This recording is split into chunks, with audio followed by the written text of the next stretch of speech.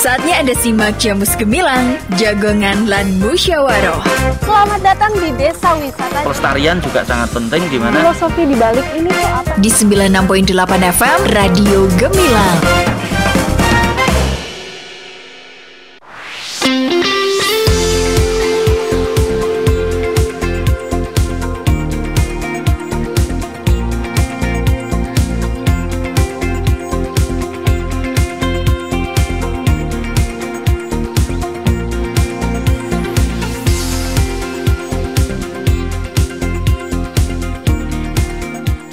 Sembilan 96.8 FM LPPL Radio Gemilang, Jendela Musik dan Informasi. Hai, selamat siang sahabat Gemilang, apa kabar? Ketemu lagi barengan Kalista Apsari yang kali ini menemani Anda ready dalam program talk show Jamus Gemilang.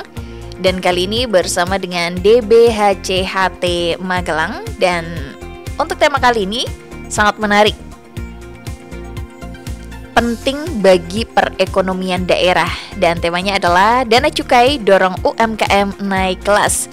Dan program talk show Jamus Gemilang kali ini bekerja sama dengan Disdakop UKM dan juga Bea Cukai Magelang.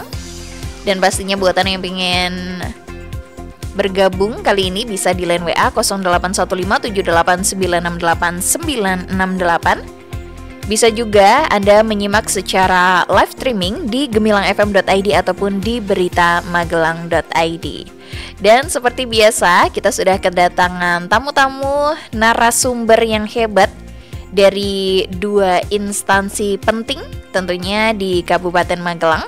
Ada dari Dinas Disdakop Kabupaten Magelang, ada Bapak Pujianto selaku Kepala Bidang UMKM pada Disdakop UKM Kabupaten Magelang. Selamat siang Bapak Puji. Selamat siang. Oke, gimana kabarnya Bapak? Alhamdulillah sehat. Baik ya Pak? Ya, Baik Bapak. Bapak. Sehat Mbak. Oke, siap. Ya. Oke. Bisa dikatakan ya.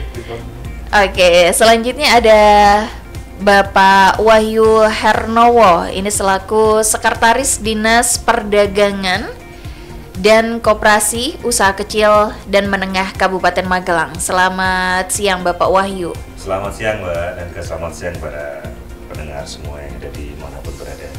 Oke, baik. Selanjutnya dari Bea Cukai ada Bapak Subroto Wisnu Wardana selaku pemeriksa Bea Cukai ahli pertama pada Bea Cukai Magelang. Selamat siang Bapak. Ya, selamat siang Mbak Kalista. Selamat siang sahabat Gemilang dimanapun berada. Oke, kabar baik Bapak? Alhamdulillah, kabar baik. Oke, dan selanjutnya ini paling cantik sendiri, teman saya juga. Cewek-cewek sendiri nih. Ini ada Ibu Hafni Fianti Sinta Anggaweni selaku pelaksana pemeriksa pada Bea Cukai Magelang. Selamat siang Ibu Hafni.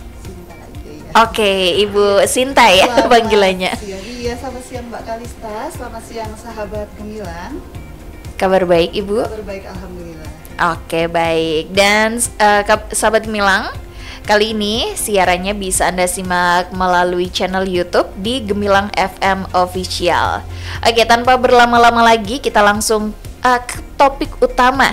Dan kita akan memulai dengan memahami apa itu cukai dan perannya, terutama untuk dana bagi hasil cukai hasil tembakau atau yang sering disingkat DBHCHT yang menjadi sumber dana untuk pengembangan UMKM.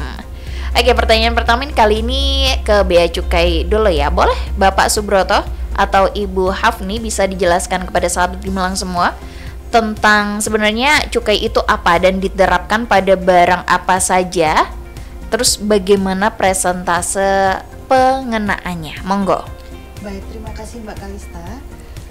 Tidak bosan-bosan kami memberikan edukasi dan pengertian terkait cukai berdasarkan Undang-Undang Nomor 39 Tahun 2007 tentang perubahan atas Undang-Undang Nomor 11 Tahun 95 tentang cukai. Cukai adalah pungutan negara yang dikenakan terhadap barang-barang tertentu yang mempunyai sifat dan karakteristik tertentu. Nah, yang ditetapkan dalam undang-undang sifat dan karakteristiknya itu yang pertama konsumsinya perlu dikendalikan, yang kedua peredarannya perlu diawasi, yang ketiga pemakaiannya dapat menimbulkan dampak negatif bagi masyarakat maupun lingkungan hidup, dan yang keempat pemakaiannya perlu pembebanan pungutan negara demi keadilan dan keseimbangan. Nah, kalau di Indonesia yang dikategorikan barang kena cukai itu hanya ada 3, Mbak Kalista dan sahabat Gemilang. Sedangkan kalau dibandingkan dengan negara-negara lain yang negara ASEAN saja, kita yang paling sedikit karena hanya 3. Contoh di Brunei ada 22 objek barang kena cukai. Kalau di Indonesia itu hanya 3. Yang pertama itu adalah etil alkohol atau etanol, adalah barang cair, jernih, tidak berwarna dan merupakan senyawa organik. Yang diperoleh baik secara peragian dan atau penyulingan maupun secara sintesis kimiawi. Biasanya digunakan untuk industri farmasi atau untuk bahan penolong untuk membuat hand sanitizer atau bahan sanitasi yang lain. Kemudian berikutnya ada minuman mengandung etil alkohol atau minuman keras kalau warga lazim menyebut dengan itu ya. Semua barang cair yang lazim disebut minuman yang mengandung etil alkohol yang dihasilkan dengan cara peragian, penyulingan dan cara lain, antara lain ada bir, ada anggur, ada whisky ya. Mungkin beberapa masyarakat sudah paham dan sudah cukup familiar. Kemudian yang terakhir adalah hasil tembakau. Ini yang paling sering kita jumpai di sekitar kita, seperti rokok, cerutu, kemudian sigaret. Kemudian ada juga belakangan ini yang cukup perkembangannya cukup signifikan juga ada vape ya atau vape, itu juga termasuk hasil tembakau. Kemudian tadi persentase ya. Persentase pengenaannya tuh seperti apa? Persentase pengenaan tarif cukai saat ini kalau secara keseluruhan ya, tarif rata-rata untuk rokok bisa mencapai 57% dari harga dasar karena tujuannya untuk menekan konsumsi. Kemudian ada juga pajak rokok yang tarifnya sebesar 10% dari nilai cukai rokok yang telah ditetapkan. Kemudian kalau untuk MMEA tidak ada penetapan berdasarkan persentase di minuman mengandung etil alkohol ini ya, karena ditetapkan tarifnya itu berdasarkan per liter dalam ribuan rupiah. Jadi kalau rokok itu sekian persen, kalau minuman mengandung etil alkohol tidak. Jadi misalnya kalau golongan A itu 1 liternya 16.500, kemudian nanti golongan B lebih tinggi, golongan C nanti juga lebih tinggi lagi, apalagi kalau ada pembedaan antara buatan dalam negeri dan impor. Yang impor tentu lebih mahal, kurang lebih seperti itu. Menarik sekali ya. Mungkin ada tambahan dari Bapak Subroto mungkin? Cukup nggak? Cukup. Siap. Lalu gimana nih, sebagai tolak ukur kinerja, bagaimana nilai capaian penerimaan cukai di Bea Cukai Magelang itu sendiri, Ibu Sinta atau Bapak Wardana, monggo? Mungkin izin saya menjawab ya. Izin saya bawa kepean karena nggak hafal angka-angka ya. Monggo. Ya. Jadi Mbak Kalista dan sahabat Gemilang, dapat kami sampaikan bahwa tiap tahun itu tiap-tiap kantor Bea Cukai itu akan ditarget.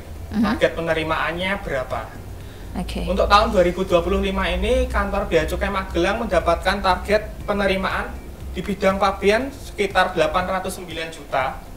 Terus di bidang cukai di angka 371,6 miliar. Kalau di total sekitar 372,4 miliar. Jadi target totalnya.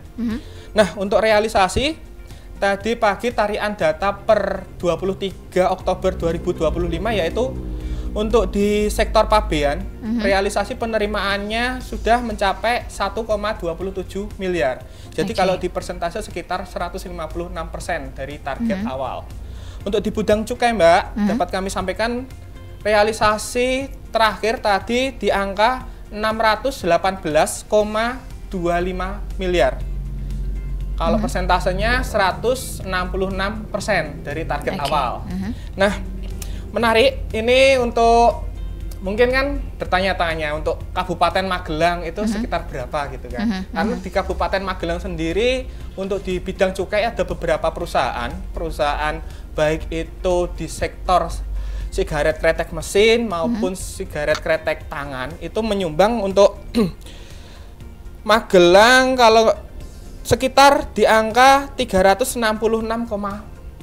miliar. Nah, ini lumayan besar. Kalau tadi di realisasi total itu di angka 618, kalau Kabupaten Magelang itu 366, sekitar 59,26%. Wow. Jadi hampir setengahnya disumbang pabrikan-pabrikan yang ada di Kabupaten Magelang. Dan selanjutnya Mbak, dapat kami sampaikan bahwa kaitannya apa, karena dana DBHCHT itu kan salah satunya tarian datanya yaitu realisasi penerimaan cukai di tahun sebelumnya. Oke, kita dapat sampaikan juga bahwa untuk pabrikan-pabrikan yang ada di Kabupaten Magelang tahun 2024 itu menyumbang di angka 85,6 miliar. Sedangkan tadi kalau dibandingkan dengan sampai dengan 23 Oktober itu naik hampir 4,5 kalinya. Wow. Ya, alhamdulillah lumayan. Jadi mungkin untuk angka DBHCHT untuk tahun kedepannya insya Allah semoga aja ada kenaikan. Kenaikan lagi ya. Kita boleh tepuk tangan dulu dong. Tepuk tangan boleh. Atas kenaikan dari cukai ini ya, terutama di Kabupaten Magelang. Oke, terima kasih Pak Wardana.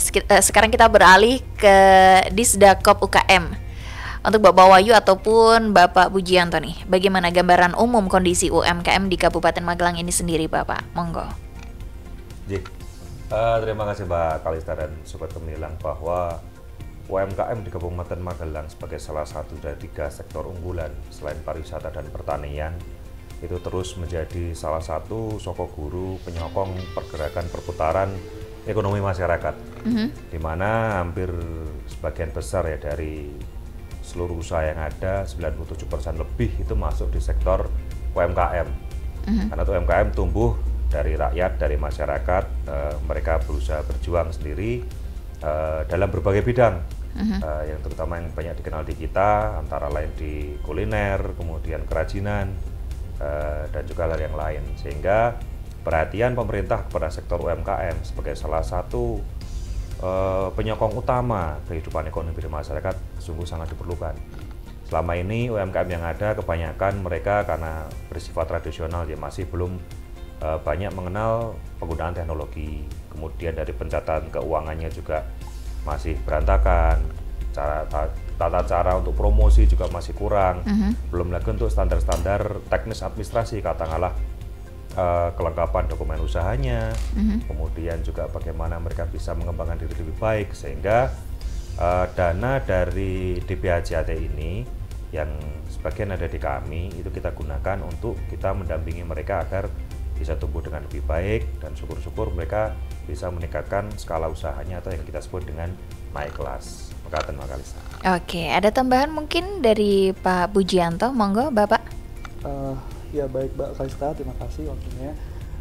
Jadi seperti tadi disampaikan Pak Sekretaris bahwa kami gunakan dana bagi hasil cukai hasil tembakau ini di BHCHT ini tahun 2025 ini untuk pelatihan, terutama ya pelatihan untuk UMKM. Di Kabupaten Magelang kami ada 8 tempat untuk pelatihannya. Memang fokusnya adalah bagaimana kita menaikkan kelasnya UMKM. Yang belum punya usaha kita latih untuk punya usaha, kemudian yang sudah punya usaha kita tingkatkan usahanya dari ultra mikro. Kalau sekarang kita bicara, kalau yang kita latih banyak kan ultra mikro ya Mbak. Kalau mikro itu kan sudah agak di atas 100 juta mikro ya.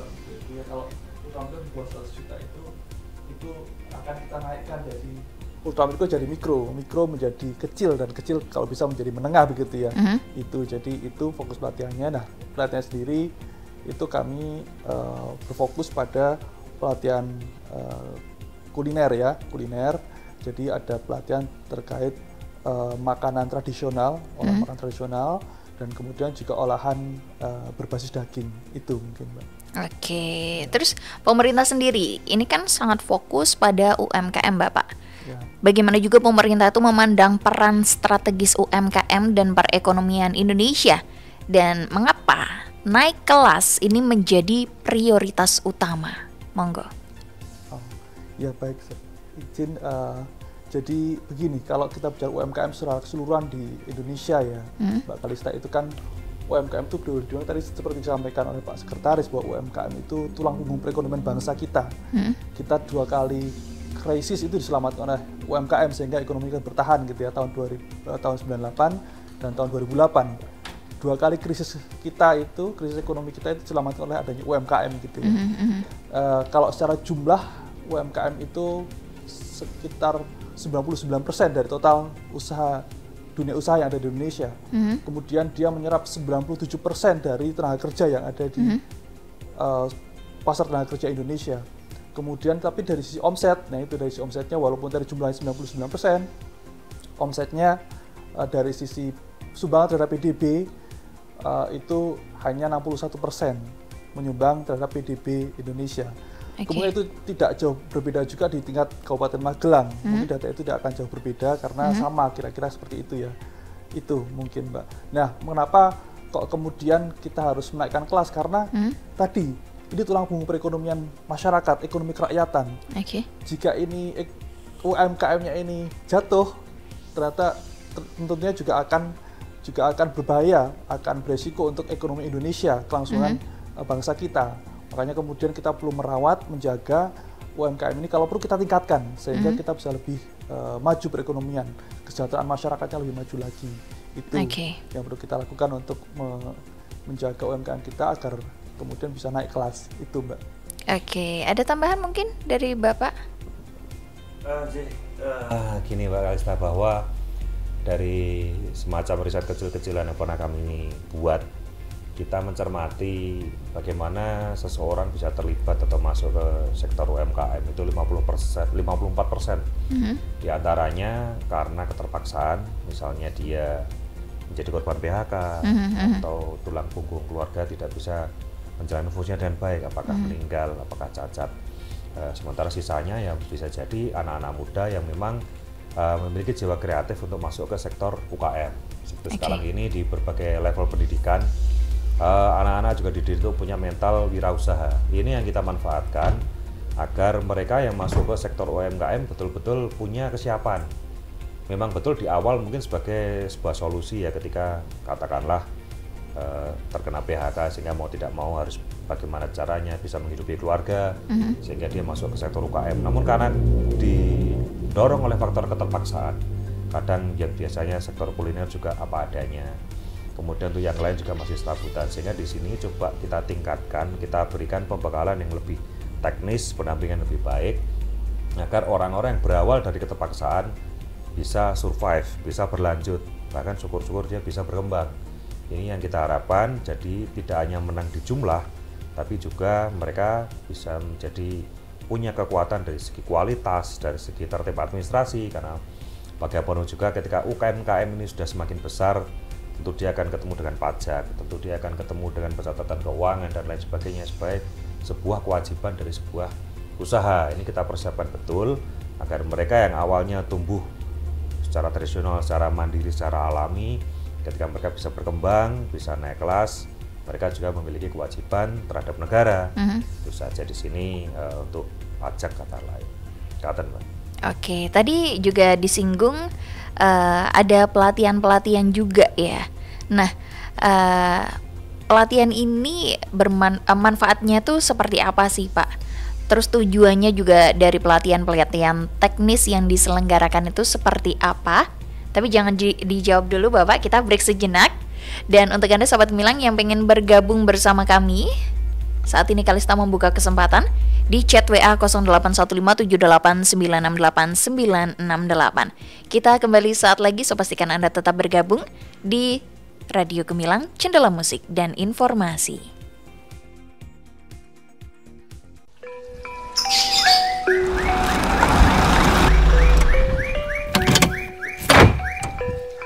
Man, datang juga kamu. Bapak tunggu dari tadi loh. Mana oleh-olehnya? Tenang aja Pak. Nih, saya bawakan dari warung saya. Loh, Man, kalau diperhatikan rokokmu, pita cukainya kok aneh toh? Kok koyo ngono lho? Ki. Nah, toh, aneh toh? Lah, emang kenapa, Pak? Wah, ini berarti rokokmu palsu ini. Lah, kok bisa? Bapak tahu dari mana? Nah, gini yo, Man. Nih, dilihat. Kalau rokok pita cukai asli, pita cukainya itu ada hologramnya, ada lambang negara, ada lambang bea cukai, ada besaran tarif cukainya, angka tahun anggaran itu juga ada. Terus, harga jual eceran dan jumlah kemasan, terdapat teks Indonesia dan teks cukai hasil tembakau dan jenis hasil tembakau. Itu yang betul. Iya, Pak. Kok saya nggak perhatikan ya? Nah, toh, iya, Man, hati-hati. Kalau pita cukainya palsu, kamu bisa kena pidana karena merugikan negara. Oh, gelem po di penjara? Ya molah. Jika Anda menjumpai rokok ilegal, segera laporkan pada kantor Bea Cukai Magelang melalui WA 0821 3415 9933. Ayo, bersama kita gempur rokok ilegal. Iklan layanan masyarakat ini dipersembahkan oleh Dinas Komunikasi dan Informatika Kabupaten Magelang. Tri, sesok baru lulus kuliah kerja apa yo? Aku yo bingung Ibu. Nek ana lowongan, kabari yo. Ladalah zaman saya kok isih bingung golek lowongan kerja toh? Buka aja aplikasi Emakaryo. Emakaryo adalah aplikasi yang diinisiasi Dinas Tenaga Kerja dan Transmigrasi atau Disnakertrans Provinsi Jawa Tengah untuk menjembatani para pencari kerja dengan pemberi kerja di wilayah Jawa Tengah. Cara aksesnya gampang.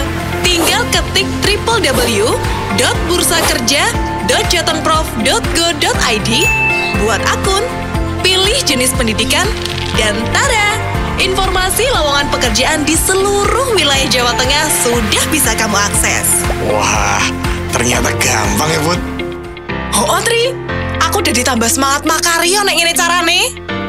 Iklan layanan masyarakat ini dipersembahkan oleh pemerintah Provinsi Jawa Tengah. Kasus penyalahgunaan dan peredaran gelap narkoba semakin meningkat setiap hari. Keinginan untuk mencoba, ingin tampil beda karena kurangnya rasa percaya diri hingga akhirnya menjadi ketergantungan. Cegah bahaya narkoba dengan CARE. C. Ceritakan masalahmu pada tempat ternyamanmu. A. Ayo, lakukan hal-hal positif dan produktif. R.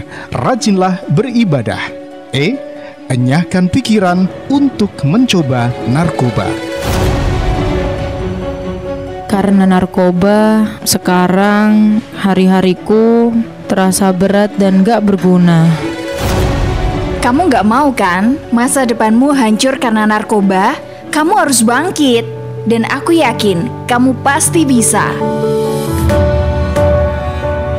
Mari ajak penyalahguna narkoba untuk direhabilitasi dari ketergantungan narkoba. Bagi Anda yang mempunyai keluarga atau teman yang terindikasi narkoba, silakan datang ke Klinik Pratama Bina Sehat BNN Kabupaten Magelang gratis.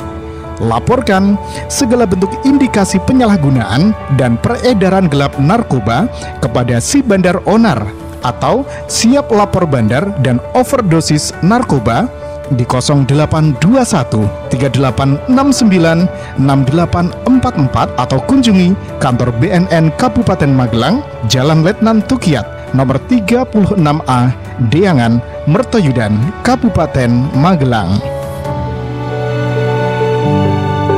Informasi ini disampaikan oleh BNN Kabupaten Magelang dan didukung oleh Dinas Kominfo Kabupaten Magelang.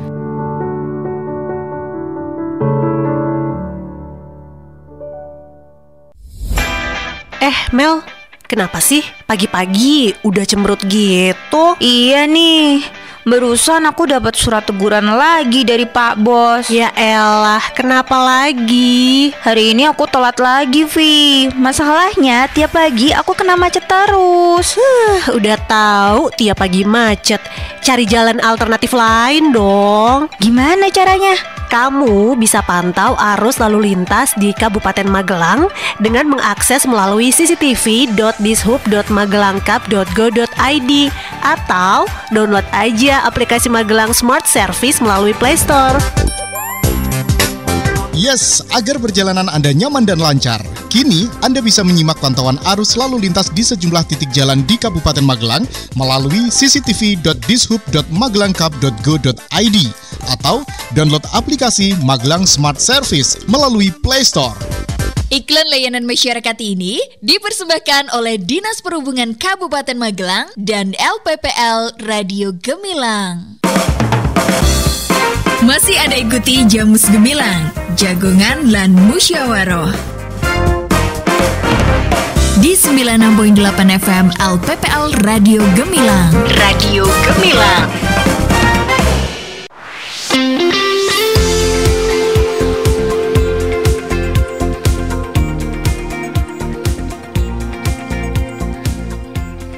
Oke, sahabat Gemilang, Anda masih terus barengan Kalista Absari yang kali ini menemani Anda di Jamus Gemilang, Jagongan lan Musyawaroh. Spesial kali ini kerjasama Disdakop UKM dan Bea Cukai Magelang.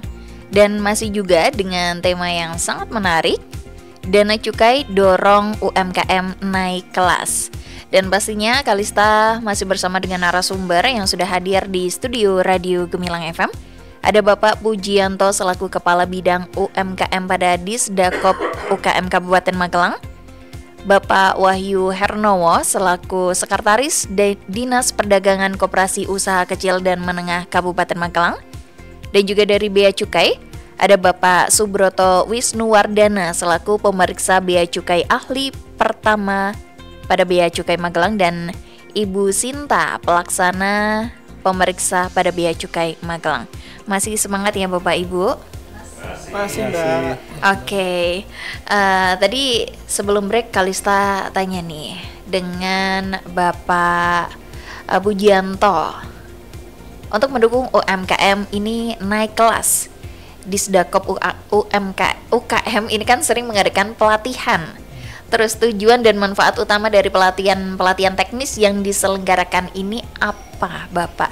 Dan apakah ini sudah menjangkau di 21 kecamatan yang ada di Kabupaten Magelang ini sendiri? Monggo Bapak. Baik Mbak Kalista, begini, jadi untuk tahun 2025 ini kita memang fokusnya tadi seperti tadi saya sampaikan sebelumnya adalah pelatihan terkait kuliner ya, kuliner.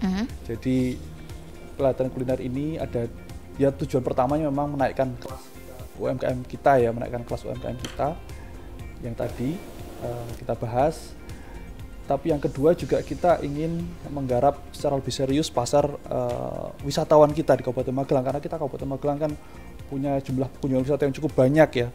Setiap tahun ada sekitar 2-3 juta orang per tahun datang ke Kabupaten Magelang yang belum termanfaatkan secara optimal untuk potensinya, untuk belanjanya, terutama untuk belanja kulinernya gitu ya, karena sebagian besar datang ke Magelang berwisata di Magelang tapi belanja oleh-olehnya, makannya, nginepnya di Jogja gitu ya. Nah ini yang kemudian menjadi keprihatinan kita. Nah melalui pelatihan ini kita latih masyarakat Kabupaten Magelang untuk memproduksi kuliner-kuliner yang ini tujuannya nanti untuk menyambut wisatawan. Oke. Jadi contohnya ada pelatihan makanan tradisional ya, kita kemarin latih masyarakat untuk membuat makanan tradisional yang berkualitas.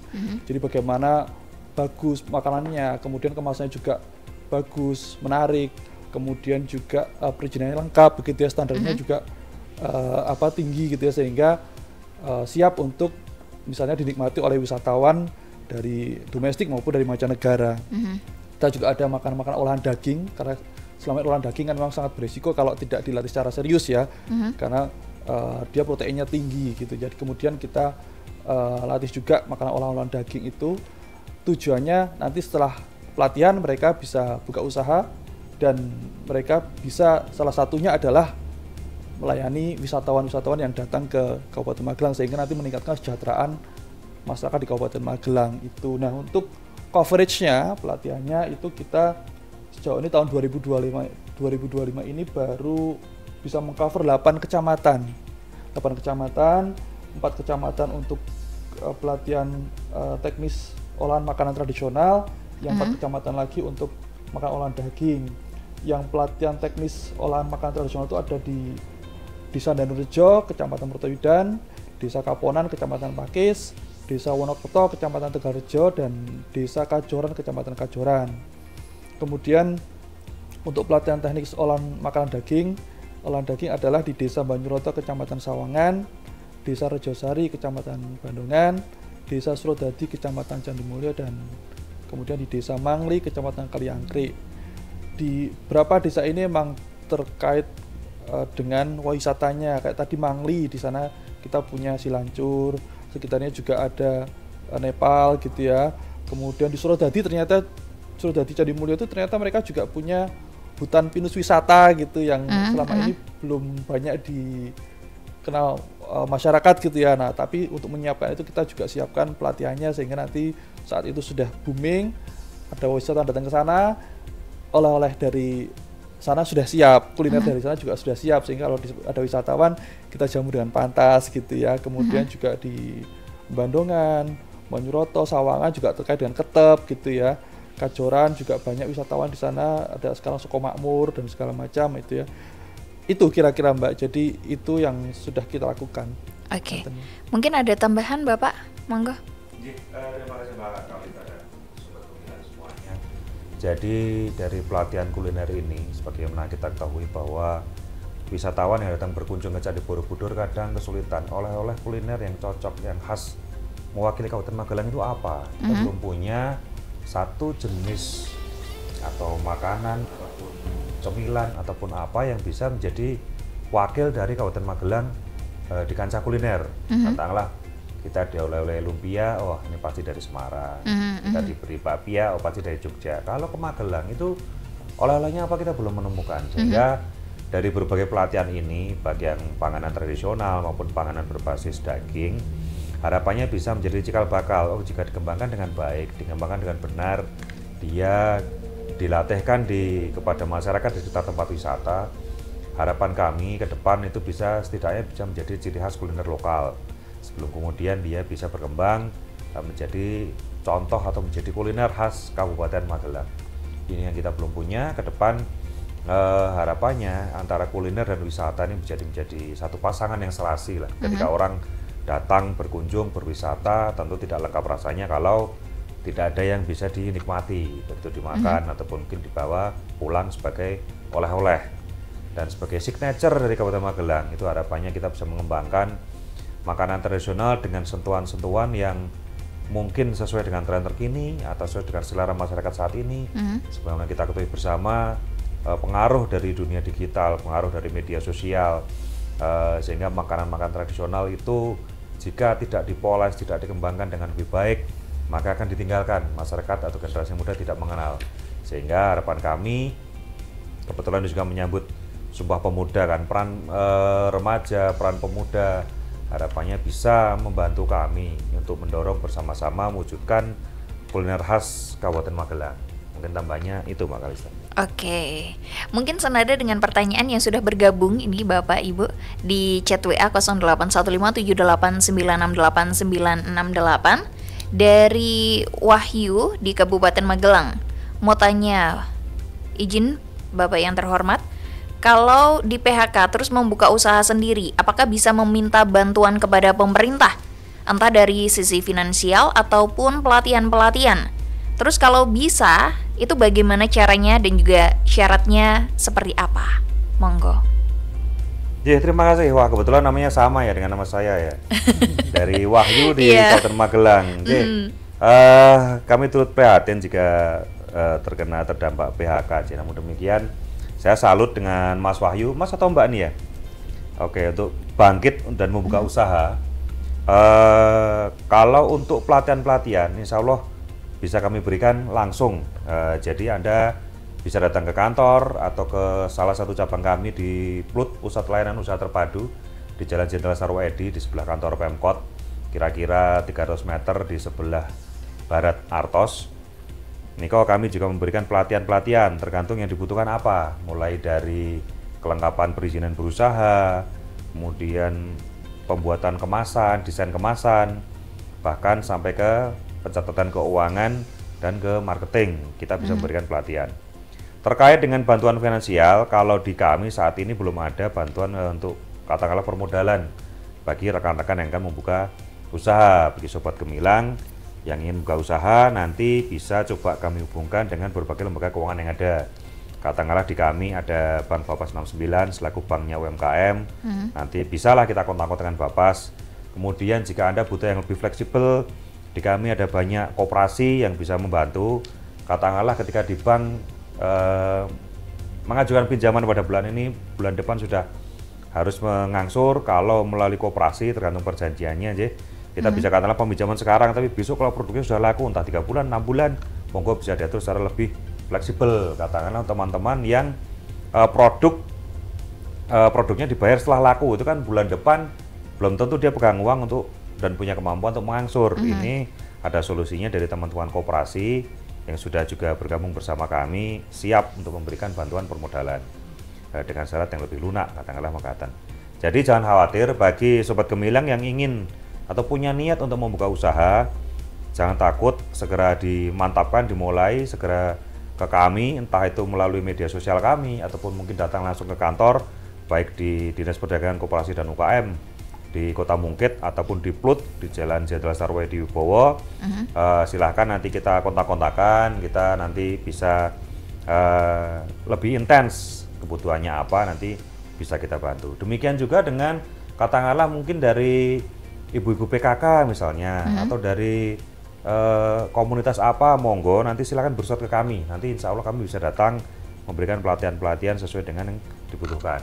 Terima kasih Mbak Kalista. Oke, siap. Semoga bisa menjawab pertanyaan dari Mas atau Mbak Wahyu di Kabupaten Magelang. Satu lagi nih Bapak, apakah ada grup UMKM di Kabupaten Magelang Pak? Seperti di provinsi sebelah, karena saya pindahan dari provinsi sebelah dan di sana ini ada grup UMKM sekabupaten.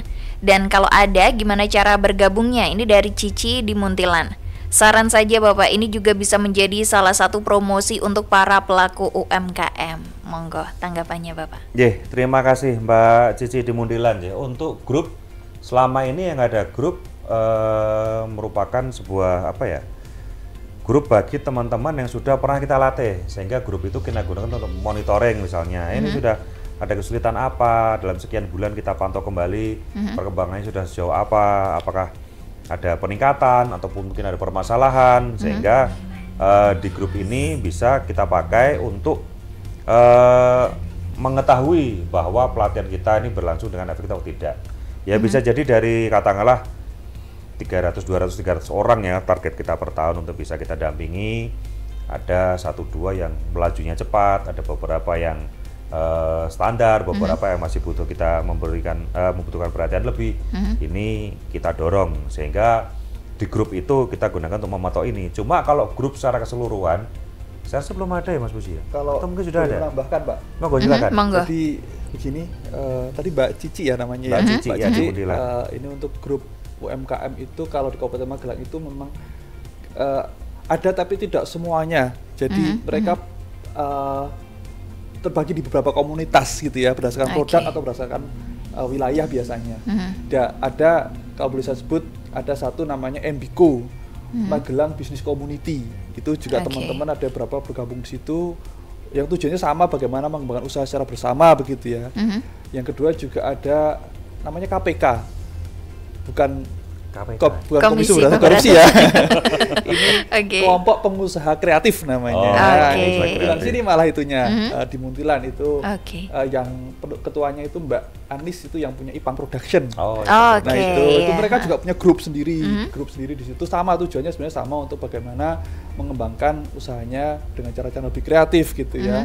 Kemudian ada lagi grup-grup yang itu juga terkait produk, misalnya bambu. para pelaku usaha bambu itu mereka punya grup tersendiri.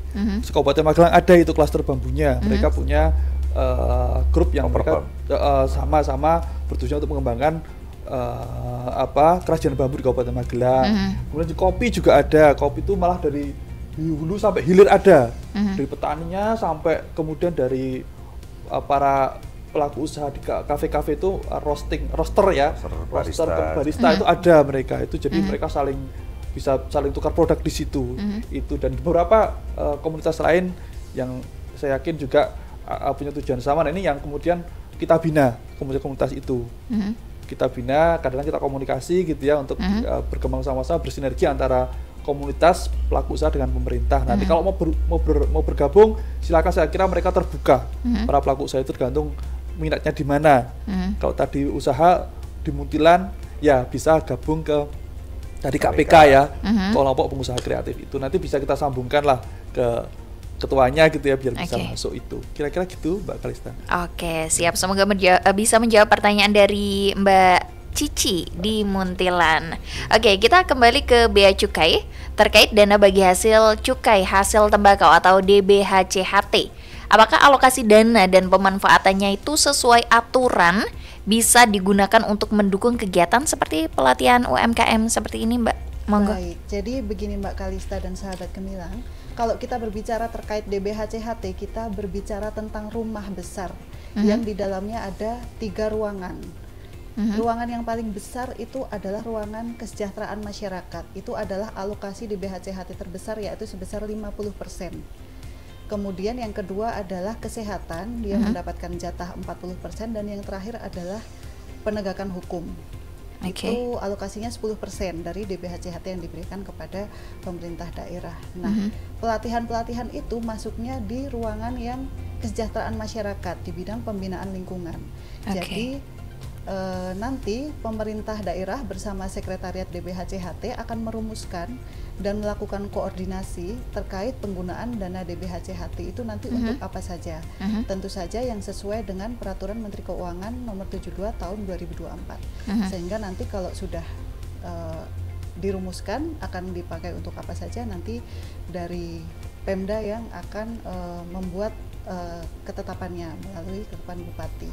Seperti itu. Jadi ya untuk pelatihan masuk juga ya Ibu. Ada tambahan mungkin Bapak Wardana, monggo.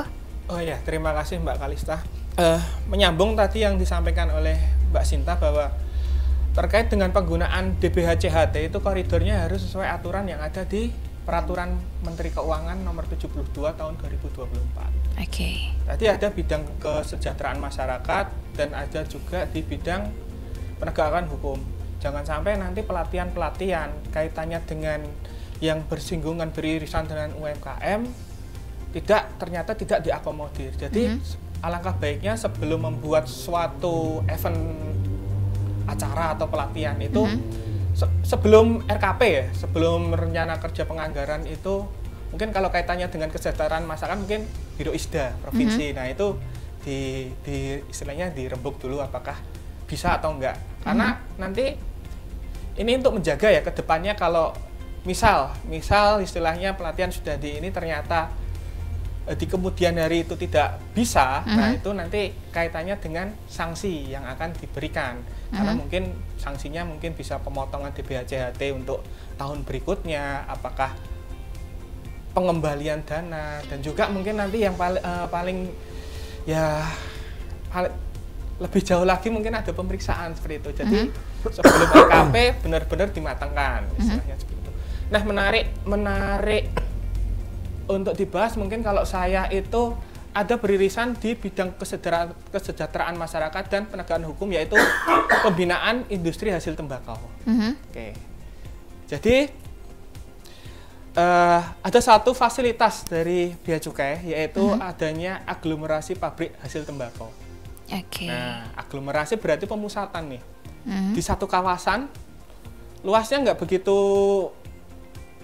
luas. Kalau dulu kalau kawasan industri hasil tembakau KIHT 5 hektar, kalau APHT setengah 0,5 hektar. Jadi nanti di APHT sendiri itu nanti bisa penyelenggaranya bisa dari koperasi. Nah, itu di dalamnya itu bisa gabungan-gabungan usaha kecil menengah. Baik itu misal dari bahan bakunya ya, raw material yang mungkin tembakau lembutan, rajangan. Nanti ada usaha kecil menengahnya di bagian bahan penolongnya. Jadi yang bergerak di pengemasan, packagingnya dan sebagainya. Mungkin ada lagi yang terkait distribusinya. Jadi nanti di APHT itu bisa dimungkinkan nanti malah sampai bisa kongsi, beli mesin, beli mesin rokok, beli mesin pelinting rokok, bisa istilahnya mesin nanti bisa dipakai. Anggaplah tadi pengrajin tembakau ABC, pabrik ABC gitu bisa bersama-sama memakai mesin itu. Malah nanti kalau udah jalan bisa tembus ekspor gitu. Wow. Nah itu mungkin kalau saya malah lebih ke APHT itu ya mungkin yang bisa digarap. Pak Pujianto, bagaimana menanggapi hal tersebut Bapak? Atau Bapak Wahyu? Monggo. Dengan APHT ya, ini mungkin mirip-mirip dengan rumah kemasan gitu, misalnya ketika ada pengusaha yang pengen membuat kemasan dengan lebih menarik, tapi kan tentu saja itu misalnya untuk alat cetak dan lain sebagainya butuh biaya mahal. Kalau di konsep perindustrian dulu kan ada rumah yang dia isinya alat-alat cetak, nanti siapapun yang butuhkan tinggal ke situ, bayar sesuai dengan jumlah cetakan yang dibutuhkan, diproduksi. Ini kan juga mirip begitu ya Pak, jadi untuk digunakan bersama aja. Ini menarik sekali bagi teman-teman pelaku UKM misalnya, tapi ini khusus untuk produk-produk tembakau, hasil tembakau aja. Sebagaimana kita ketahui mungkin bahwa di sekitar kita kan dengan tembakau yang mungkin mirip kopi ya, kita kata wah ini tembakau dari daerah mana, ketika kemudian muncul industri, katakanlah bukan industri sih, model-model kafe yang melintingan gitu kan, ketika itu bisa dibuat secara lebih menarik, katakanlah bisa dijual, bisa dikemas dengan ciri khas tertentu, ini kan tentu memberi rasa customisasi gitulah. Ini lebih menarik bagi masyarakat, bagaimana dia selama ini kan lintingan kan ketika dipakai sendiri oke lah, tapi ketika dalam jumlah besar ini ilegal nih, karena kan harusnya dia sudah kena cukai nih Bapak. Nah ini kan juga bisa menjadi peluang terutama bagi teman-teman UMKM ketika produk-produk turunan tembakau ini bisa dikemas dengan lebih baik, mungkin punya taste yang lebih, wah ini asli Sumbing nih katakan tembakau, atau nih tembakau dari mana, itu kan specialty ini yang bisa lebih menarik bagi masyarakat. Karena sebagaimana kita ketahui bersama, masyarakat itu sekarang lebih senang dengan produk-produk yang custom, yang wah gue banget nih. Jadi ketika orang bisa punya produk yang cocok dengan kepribadian dia, yang mungkin tidak dijual secara bebas jika tertentu seperti ini, dengan dari produk-produk skala UMKM tentu akan lebih menarik dan membuka pasar yang baru, dan juga mungkin peluang kerja yang baru bagi mungkin teman-teman pelaku UMKM. Ketika sebelumnya ngelinting rokok tuh hanya dipakai untuk diri sendiri, tapi sekarang mungkin bisa dikembangkan dalam skala APHT ini agar bisa lebih meningkat skalanya. Mungkin gitu ya Mas Puji, ada tambahan? Saya menambahkan ya, silakan. Monggo. Jadi kita sebenarnya merespon sangat positif adanya APHT ini dari rekan-rekan Bea Cukai, aturannya dari PMK ya, dari PMK yang baru ya. Iya, ada aturannya ya. Nah, kita respon itu karena sebenarnya ini bisa menjadi jalan untuk meningkatkan UMKM kita sebenarnya. Jadi saya baca peraturannya itu di APHT itu kan nggak harus semua produk tembakau, misalnya pendukungnya pun kan bisa masuk. Katakanlah misal orang buka warung yang untuk menyuplai orang di APHT, kan APHT itu isinya mungkin ada pabrik rokok, pabrik pengemas rokok gitu ya, ada pabrik kertas rokoknya itu kan isinya banyak orang. Nah kemudian di situ kita bisa buka katakanlah untuk kulineran, gitu, untuk supply orang-orang di situ. Apalagi misalnya kita juga bisa buka di situ toko alat-alat yang menjual untuk kemasan rokok gitu ya, untuk keperluan rokok kan bisa juga. Nah sebenarnya ini kan juga sebenarnya salah satu aglomerasi yang akan meningkatkan UMKM sebenarnya kalau diseriusi. Yang tinggal bagaimana nanti rekan-rekan dari para pelaku usaha tembakau ini bisa kita kumpulkan ya dalam satu tempat, karena memang mungkin tantangannya adalah mengajak orang untuk masuk ke APHT-nya. Karena orang biasanya kalau sudah punya pabrik tembakau gitu ya di satu tempat untuk pindahkan agak susah ya. Nah itu yang kemudian harus kita sosialisasikan lebih masif sehingga teman-teman dari para pelaku usaha tembakau ya, usaha hasil tembakau ini mau berkumpul jadi satu. Nah ini kemudian dari situ nanti kita bisa juga di komplek itu, di APHT itu kita bisa tumbuhkan juga UMKM-nya sebagai supplier dari yang ada di situ gitu ya. Itu mungkin kalau nyambungnya itu mungkin Mbak, kalau ini biar lebih menarik pas bisa kita kolaborasikan nanti ke depan. Ini harapan kita semua ya pastinya ya. Semoga kolaborasi ini bisa berjalan ke depannya ya pastinya Bapak. Reminder lagi ini untuk Bapak Wardan deh. Ciri-ciri dari rokok ilegal ini sendiri ini seperti apa dan bahayanya untuk konsumen itu seperti apa? Monggo Bapak. Ya, baik Mbak Kalista, terima kasih. Jadi istilah rokok ilegal itu gampangannya rokok tidak sesuai ketentuan. Ya. Terus kita lanjut nih, dalam satu bungkus rokok itu ada beberapa yang wajib harus dicantumkan. Yang pertama, mereknya harus ada. Yang kedua, dalam satu bungkus rokok itu jumlahnya ada berapa batang rokok? Ada 10, 12, 16, 20, 50. Nah, jenisnya tadi jenis rokoknya SKT, SKM atau cerutu. Nah, itu harus ada nanti karena nggak ini ya visualisasinya agak sulit ya. Jadi selain berapa batangnya, terus ada jenisnya. Tentunya salah satu yang diwajibkan juga rokok itu diproduksi oleh pabrik apa dan di mana lokasinya. Jadi di bawah, biasanya di bagian bawah bungkus itu ada diproduksi oleh PTA Kota Magelang, Kabupaten Magelang seperti itu. Biasanya juga di bagian bawah aja batch produksinya. Tidak kalah penting juga di sebelahnya, di sebelah samping ada peringatan kesehatan. Dilarang merokok di bawah 18 tahun. Wanita hamil, terus ada gambar yang menyeramkan peringatan kesehatannya. Kalau dulu kami di Sumatera itu namanya amaran, bahasa Melayunya. Jadi amaran ya, apa yang bolong, terus ada yang itu diwajibkan dari Dinas Kesehatan. Dalam satu bungkus rokok wajibnya itu. Terus yang kedua yaitu kaitannya dengan pita cukai. Pita cukai ya. Jadi rokok itu wajib ada pita cukainya. Nah, rokok ilegal nanti kita step by step.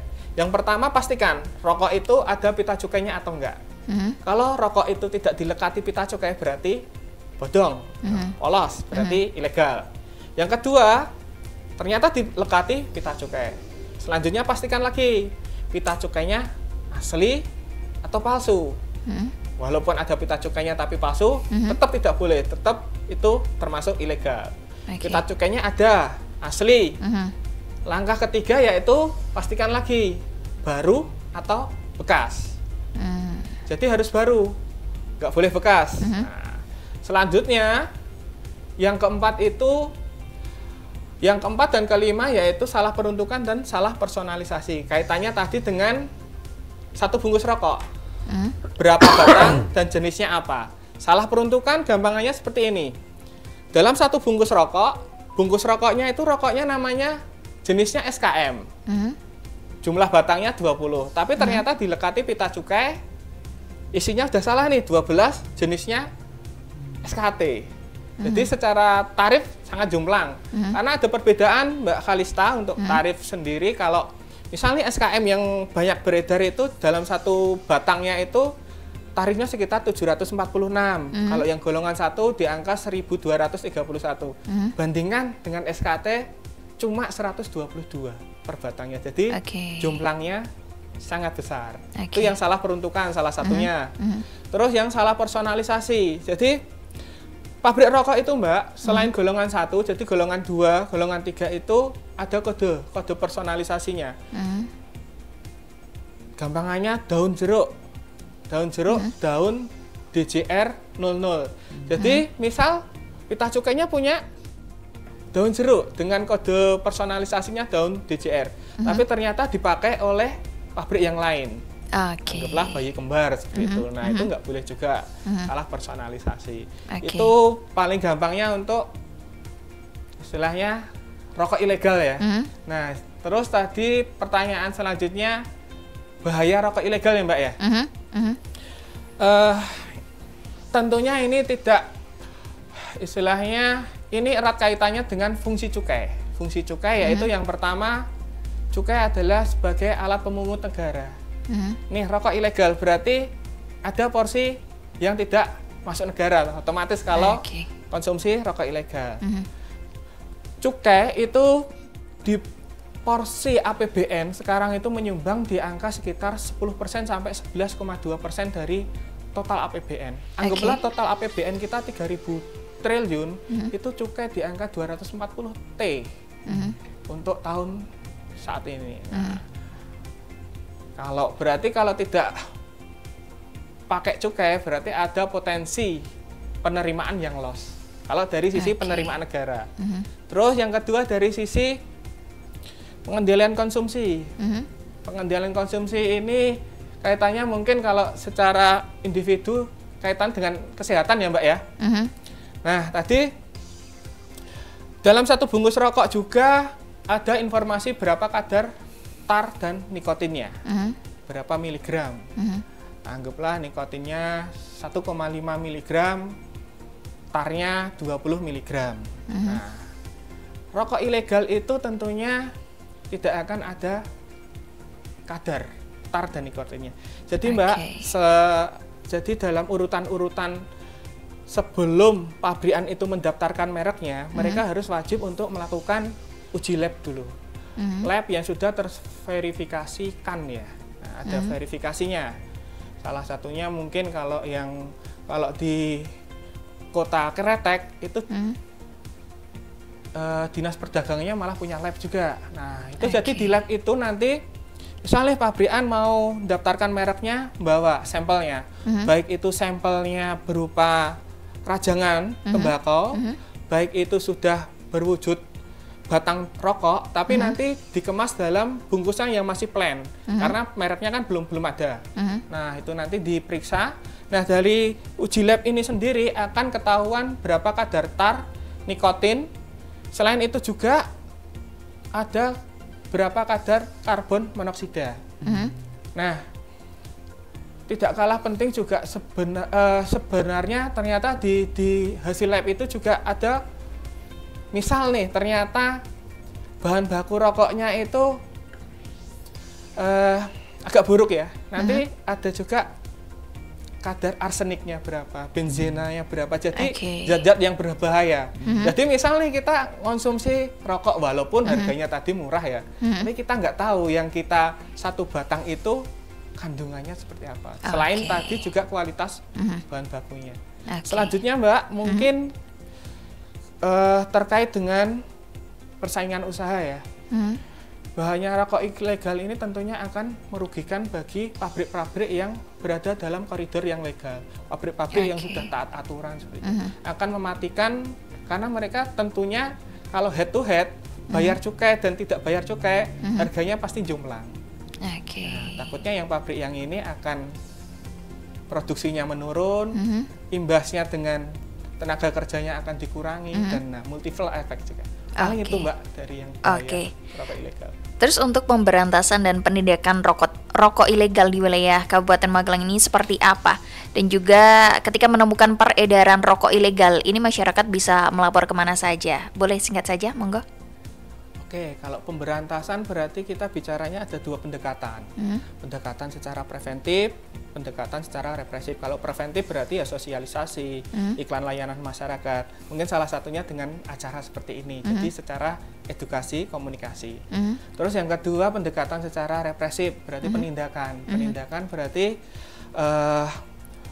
kita rutin Mbak melakukan operasi pasar, baik itu menggandeng Pemda, Satpol PP, APH, bisa polisi, TNI, dan sebagainya. Perlu diketahui juga bahwa Kabupaten Magelang salah satu menjadi daerah pengawasan Bea Cukai Magelang.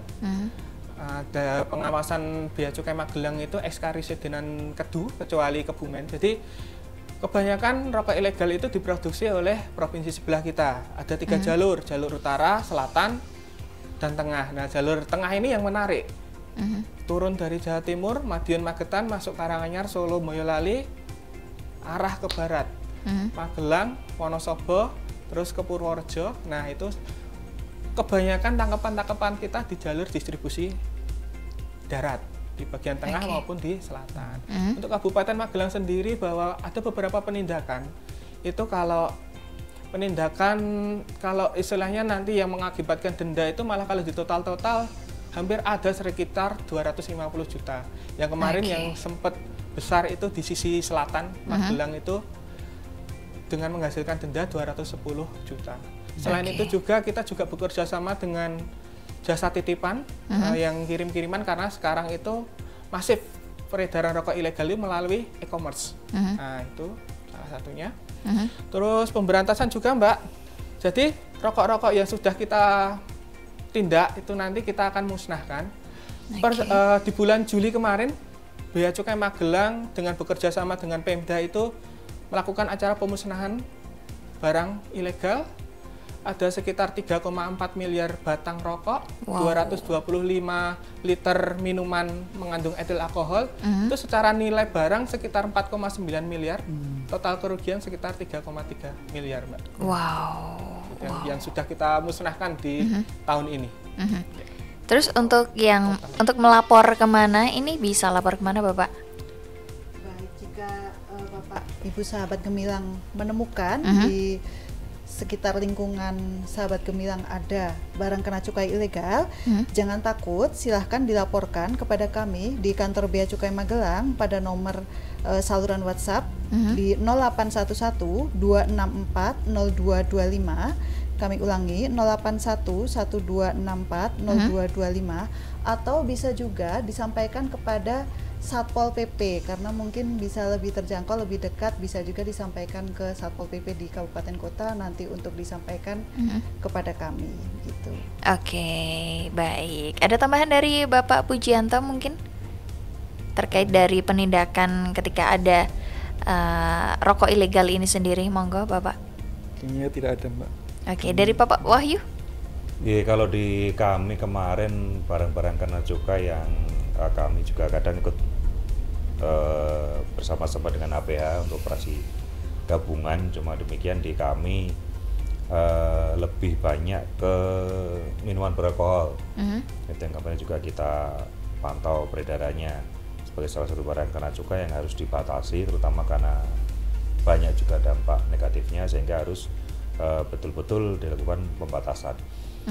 Cuma itu sih paling yang ada di kami ya. Intinya kami mendorong agar peredaran barang kena cukai ilegal ini bisa semakin ditekan. Ada masyarakat juga memiliki kesadaran yang cukup untuk mengonsumsi atau menggunakan barang kena cukai yang legal. Sehingga selain tadi sudah disampaikan oleh Pak Wardana, dampaknya terhadap negara, dampaknya terhadap diri sendiri, kelihatannya nggak ada untungnya deh kalau untuk menggunakan barang yang ilegal. Selain murah, tapi kan ke depan dampaknya tentu akan lebih banyak lagi buruknya bagi diri sendiri maupun bagi negara. Mungkin gitu, Mbak Kalista. Oke, siap. Terima kasih Bapak Wahyu. Untuk selanjutnya nih, sebentar lagi kan kita Indonesia ini memperingati Hari Sumpah Pemuda pada tanggal 28 Oktober ya, Bapak. Nah, bagaimana nih peran anak muda apalagi menjelang peringatan Sumpah Pemuda dan Hari Pahlawan nanti terkait sikap dan perilaku anak muda zaman sekarang. Lalu bagaimana juga pendapat Bapak karena banyak anak muda ini yang lebih mencintai produk impor daripada produk dalam negeri. Mungkin Bapak Pujianto, monggo. Iya, kalau terkait itu ya, terkait bagaimana pemuda menggerakkan ekonomi gitu ya, mungkin saya ingin melalui forum ini saya ingin ngajak teman-teman pemuda ini untuk menjadi wirausahawan gitu ya, wirausahawan. Karena dengan itu nanti negara kita akan maju, karena negara-negara yang maju itu proporsi wirausahanya itu tinggi gitu ya dibandingkan jumlah penduduk. Malaysia itu sekitar 7%, Singapura sekitar 9%. Ada negara-negara yang lebih, kalau Amerika itu sekitar 20% bahkan ya. Untuk pelaku usahanya. Indonesia ini baru sekitar 2% saja dari jumlah penduduk untuk pelaku usahanya. Makanya kemudian kita ekonominya jadi susah berkembang gitu ya, susah berkembang seperti mereka gitu. Nah kemudian ini yang menjadi concern saya adalah bagaimana kita menyebarkan virus kewirausahaan ini ke teman-teman pemuda gitu ya, supaya mereka menjadi champion lah.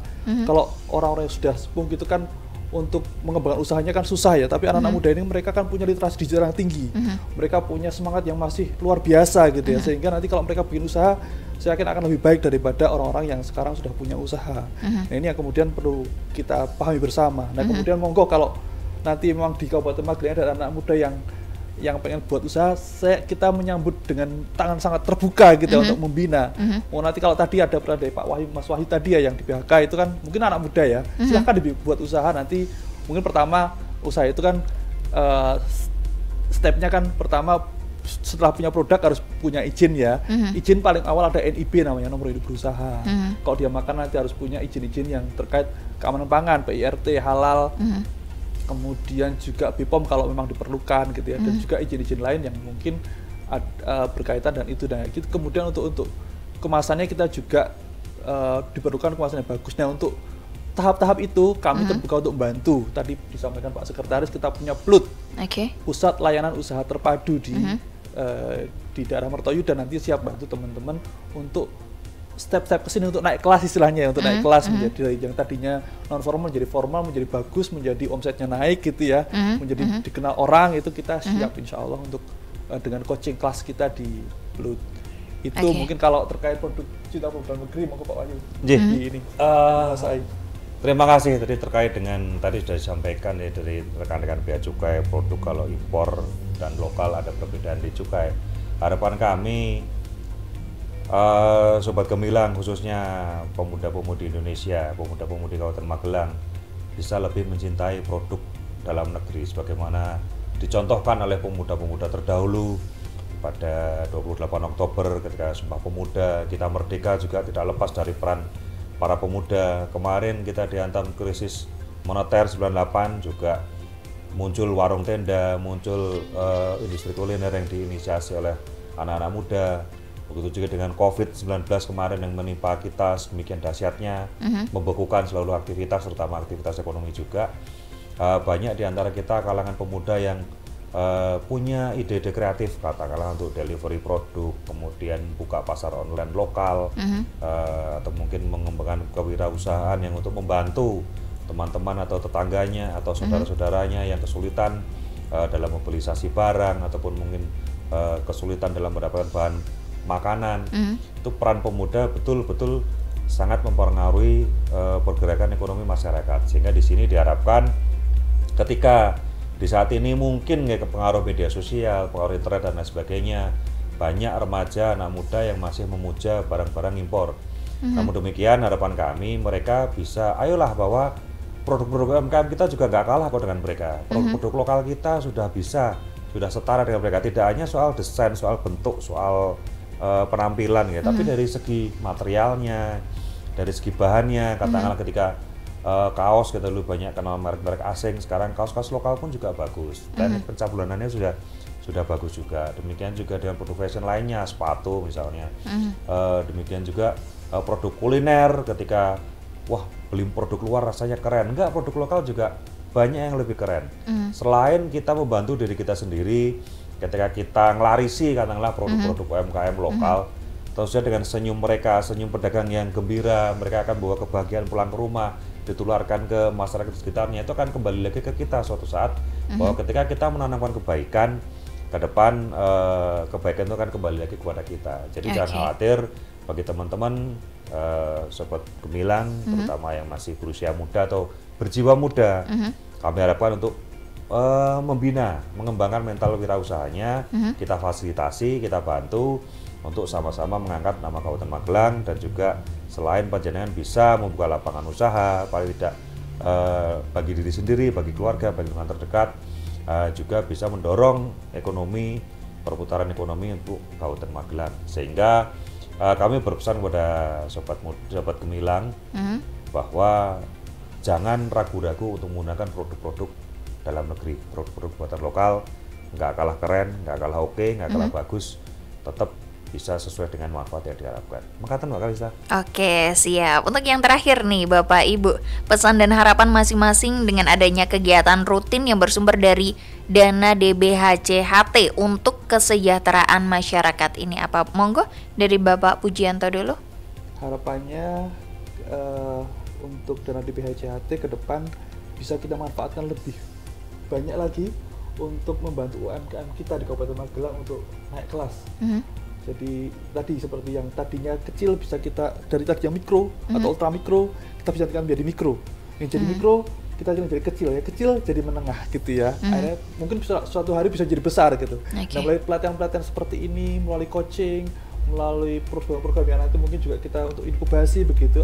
Kalau lebih bisa lebih luas, bisa lebih banyak dananya, akan lebih banyak coverage UMKM yang kita bina sehingga nanti tadi kita bisa meningkatkan UMKM baik dari sisi jumlah maupun dari sisi kualitasnya di Kabupaten Magelang itu. Oke. Ya. Mangga. Terima kasih untuk Sobat Gemilang bahwa dengan adanya DBHCHT mungkin bisa menjadi kompensasi ketika tadi barang kena cukai antara lain barang-barang beralkohol atau rokok yang kita lihat lebih banyak orang memandang sebagai lebih nilai negatifnya. Itu dengan adanya kegiatan yang didanai dari DBHCHT setidaknya ada manfaat positifnya juga bagi masyarakat. Tidak hanya cukai memberikan pendapatan bagi negara, tapi juga membawa manfaat positif bagi masyarakat melalui berbagai pelatihan yang bisa kita selenggarakan, berbagai sosialisasi yang bisa kita berikan, sehingga untuk menetralisir dampak negatif yang ada, kita juga memberikan manfaat positif bahwa cukai tidak hanya utuh kembali ke negara, tapi juga kembali juga ke masyarakat, ke kita semua, bahwa bagi panjenengan semua yang sudah beruntung mendapatkan pelatihan, melakukan pendampingan, kami harapkan juga bisa semakin dikembangkan. Bagi yang belum, mohon bersabar karena tadi sudah disampaikan, ke depan harapan kita bisa menjangkau seluruh kecamatan untuk memberikan pelatihan, pendampingan yang sebaik-baiknya agar masyarakat juga merasakan manfaat positif dari adanya cukai selain negara melalui soal penerimaan negara. Makasih Mbak Kalista. Oke, dari Ibu Sinta monggo. Baik, harapan kami dengan adanya kegiatan rutin yang bersumber dari DBHCHT ini, masyarakat bisa semakin aware dan semakin paham tentang barang kena cukai ilegal sehingga turut berpartisipasi dalam mencegah peredaran barang kena cukai ilegal. Karena kontribusi sekecil apapun dari masyarakat akan memberikan dampak yang besar untuk negara kita. Lebih begitu Mbak Kalista. Oke, dari Bapak Wardana monggo. Baik, terakhir dari saya Mbak ya. Sudah dirangkum 3 yang jelas dari saya yaitu mari gembur rokok ilegal. Jangan beli rokok ilegal. Jangan menjual rokok ilegal. Gampangnya seperti itu. Karena apa tadi seperti yang sudah disampaikan oleh Pak Wahyu, cukai dari rokok akan kembali kepada masyarakat juga, baik itu melalui DBHCHT ataukah pembangunan daerah, mungkin dari pajak rokok. Nah, semoga cukai yang kembali kepada masyarakat ini bisa dimanfaatkan dengan sebaik-baiknya, bisa mensejahterakan masyarakat Kabupaten Magelang, dan tentunya terkhusus semoga bisa menjadikan UMKM naik kelas. Oke, baik. Tepuk tangan dulu untuk kita semua saat ini. Oke, dan Sobat Gemilang, obrolan kita hari ini sangat informatif, mulai dari cukai, dukungan untuk UMKM, hingga pemberantasan rokok ilegal.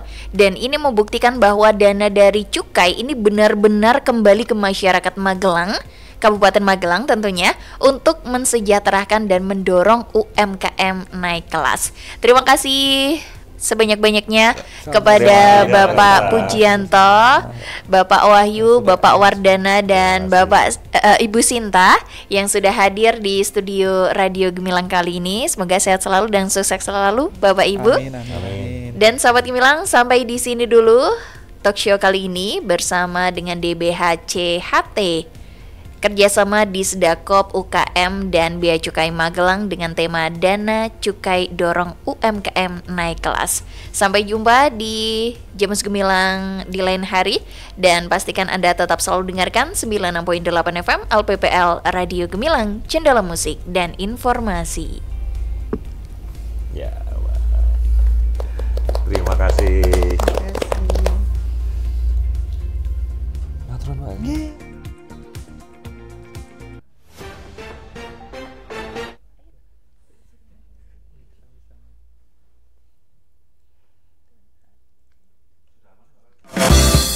Baru saja Anda dengarkan Jamus Gemilang, Jagongan lan Musyawaroh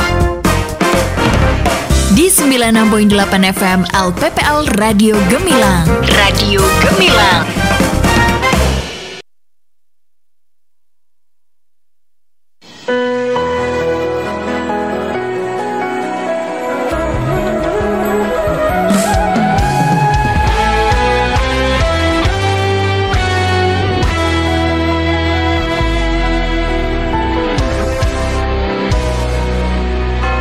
Sampun boten enten